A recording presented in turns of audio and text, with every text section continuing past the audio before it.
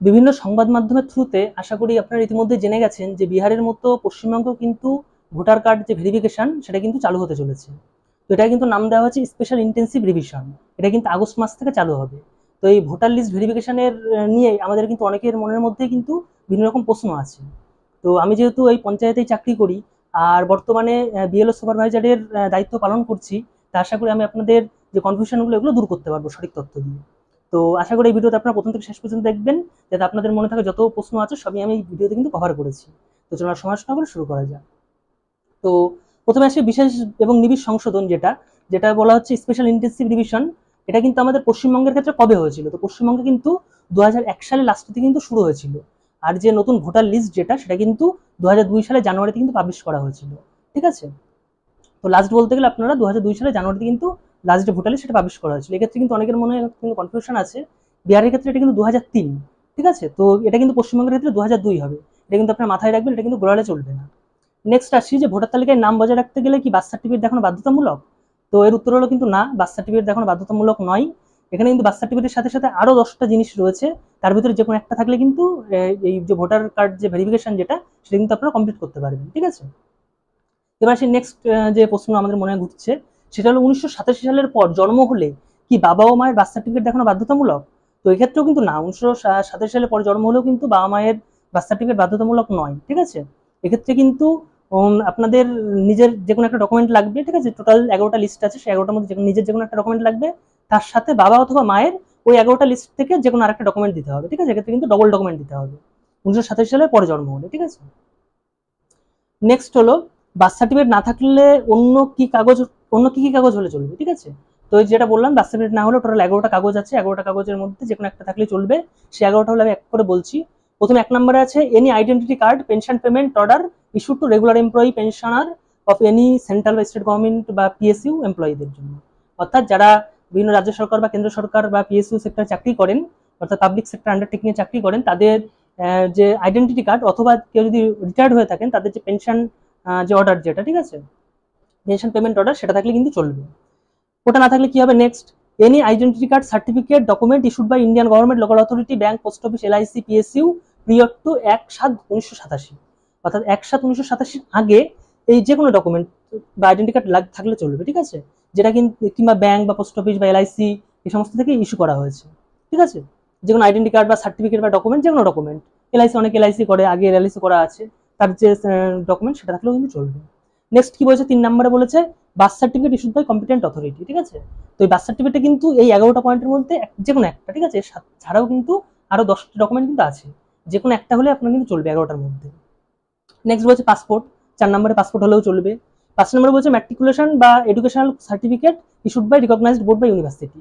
অর্থাৎ আপনাদের যে স্কুল বা ইউনিভার্সিটি থেকে যে ম্যাট্রিকুলেশন সার্টিফিকেট, ঠিক আছে, যেটা মাধ্যমিক পাস সার্টিফিকেট যেটা বলে, বা অ্যাডমিট, মাধ্যমিকের অ্যাডমিট, ঠিক আছে, সেরকম ডকুমেন্ট হলেও কিন্তু চলবে। নেক্সট কি বলেছে 6 নম্বরে? বলছে permanent residence certificate issued by competent state authority. তো এটা কিন্তু পার্মানেন্ট রেসিডেন্স সার্টিফিকেট স্টেট অথরিটির দ্বারা কিন্তু ইস্যু থাকতে হবে। এটা কিন্তু লোকাল, অর্থাৎ পঞ্চায়েত বা এরকম কিন্তু জায়গা থেকে নিলে হবে না। ঠিক আছে? এই পার্মানেন্ট রেসিডেন্স সার্টিফিকেট এটা স্টেট অথরিটি থেকে যদি ইস্যু হয় তবেই কিন্তু একমাত্র এটা গ্রহণযোগ্য হবে। এটা কিন্তু আপনারা খেয়াল রাখবেন। নেক্সট 7 নম্বরে বলেছে ফরেস্ট রেজিস্টার সার্টিফিকেট। ঠিক আছে? সরি, ফরেস্ট রাইট সার্টিফিকেট, অর্থাৎ বন দপ্তরের যে বনাধিকার সার্টিফিকেট, সেটা থাকলে কিন্তু চলবে। নেক্সট বলেছে কি ওবিসি এসটি বা এসসি সার্টিফিকেট বা যে কোনো কাস্ট সার্টিফিকেট যেটা কম্পিটেন্ট অথরিটি ইস্যু করেছে। ঠিক আছে? তো এটা কিন্তু আপনাদের caste certificate SC ST OBC হলে সেই কাস্ট সার্টিফিকেট দেখালেও কিন্তু চলবে। নেক্সট বলছে ন্যাশনাল রেজিস্টার অফ সিটিজেন। ঠিক আছে? ন্যাশনাল রেজিস্টার সিটিজেনের যে ন্যাশনাল রেজিস্টার সেটাতে নাম থাকলেও কিন্তু চলবে। নেক্সট 10 নম্বরে বলছে family register prepared by state বা লোকাল অথরিটি। অর্থাৎ যে ফ্যামিলি রেজিস্টার থাকে যেটা, ঠিক আছে, বাড়ির নাম্বার দেয়, তো সেই রেজিস্টারে কিন্তু আপনাদের নাম থাকে তাহলেও কিন্তু হবে। ঠিক আছে? নেক্সট 11তে বলেছে এনি ল্যান্ড বা house allotment certificate by government. অর্থাৎ অনেকে কিন্তু সরকার থেকে বাড়ি পায়, ঠিক আছে, সরকার থেকে জমি দেওয়া হয়, তো সেই যে সার্টিফিকেট যেটা অ্যালট করা হয়েছে সেই সার্টিফিকেট হলেও কিন্তু চলবে। এই টোটাল 11টা জিনিস রয়েছে, 11টার মধ্যে যে কোনো একটা ডকুমেন্ট থাকলে কিন্তু চলবে। নেক্সট আসি। নেক্সট আমাদের যে প্রশ্ন সেটা আছে কি কাদের কোন কাদের কোনো কাগজপত্র দেখাতে হবে না, আর যাদের কোনো কাগজপত্র দেখাতে হবে না তাদের কি করতে হবে? তো যাদের কিন্তু 2002 সালে ভোটার লিস্টে নাম ছিল তাদের ক্ষেত্রে কোনো কাগজপত্রই লাগবে না, কারণ 2002 এর আগে কিন্তু এই ইন্টেন্সিভ রিভিশন যেটা সেটা কিন্তু একবার হয়ে গেছে। তো এটা কিন্তু বেস পিরিয়ড একটা ধরে নেওয়া হচ্ছে 2002 সালে, অর্থাৎ 2002 সালে যাদের লিস্টে নাম ছিল তারা কিন্তু অথেন্টিক। ঠিক আছে? তাদের কিন্তু নাম কোনো কাটা যাবে না, আর কোনো ডকুমেন্টও কিন্তু প্রয়োজন হবে না। এবার কি 2002 সালের পরবর্তীতে যারা নাম তুলেছে ভোটার লিস্টে তাদের ক্ষেত্রে কিন্তু অর্থাৎ 2002 এর পর থেকে এই যে এখন 2025 এর মধ্যে যারা নতুন করে নাম তুলেছে তাদের কিন্তু প্রয়োজন হবে, ঠিক আছে। নেক্সট এবার বলি যে কি তাদের কি করতে হবে। তো তাদের ক্ষেত্রে কিন্তু কিছুই করতে হবে না, তাদের নর্মাল যে ফর্মটা দেবে বিএলওরা বাড়ি বাড়ি গিয়ে ফর্ম দেবে, অফলাইন হলে, অনলাইন হলে আপনারা অনলাইনে করতে পারবেন। তো সেই ফর্মটা জাস্ট ফিল আপ করে ওখানে ছবি পেস্ট করে সই করে দিয়ে দিলেই কিন্তু আপনাদের হয়ে যাবে, ঠিক আছে, যাদের 2002 সালে ভোটার লিস্টের নাম ছিল তাদের ক্ষেত্রে। নেক্সট যদি কারোর ভোটার কার্ড থাকে অথচ কোনো কাগজ দেখাতে না পারেন তাহলে কি নাগরিকত্ব চলে যাবে? তো হ্যাঁ, এটা কিন্তু সম্ভাবনা আছে। যাদের 2002 সালের পর যাদের নাম উঠেছে ভোটার লিস্টে, ঠিক আছে, তাদের ক্ষেত্রে কিন্তু এই সম্ভাবনাটা রয়েই যায়, ঠিক আছে। এবার নাম কাটা হবে কি হবে না সেটা কিন্তু পরের বিষয়, ঠিক আছে, কিন্তু একটা সম্ভাবনা রয়ে যায়, কারণ এটা কিন্তু ইন্টেনসিভ যে রিভিশন সেটা কিন্তু চলছে।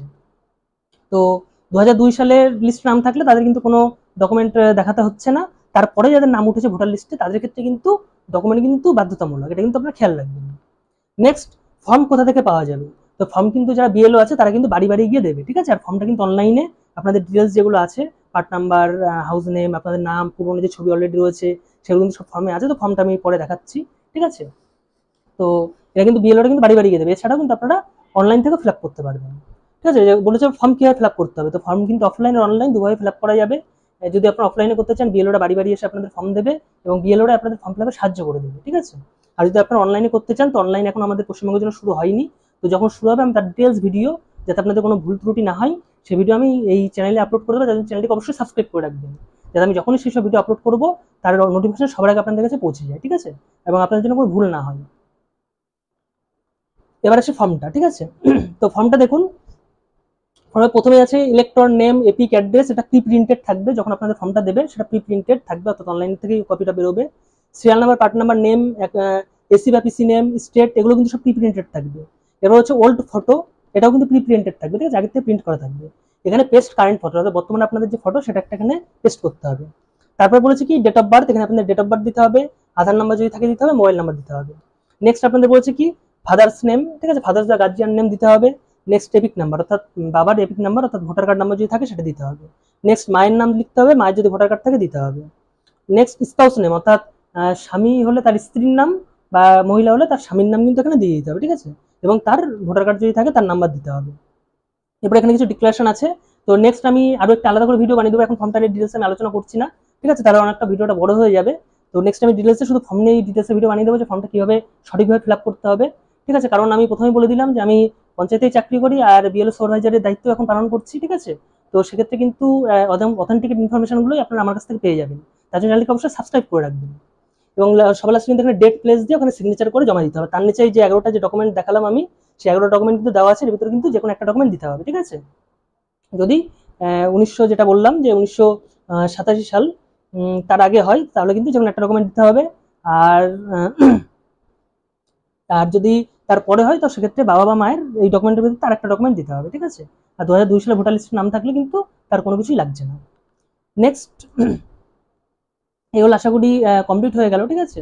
তো এছাড়া যদি আপনাদের মনে আর কোনো প্রশ্ন থাকে আপনারা অবশ্যই কমেন্ট করে আমাকে জানাবেন, আমি অবশ্যই সেই সমস্ত কমেন্ট নিয়ে আরো নেক্সট আরো ডিটেলসে ভিডিও বানিয়ে দেবো। আর অবশ্যই চ্যানেলকে সাবস্ক্রাইব করে রাখবেন যাতে এই সংক্রান্ত পরবর্তী যে কোনো আপডেট যখনই আসবে সবার আগে আপনার এই চ্যানেলে যাতে পেয়ে যান।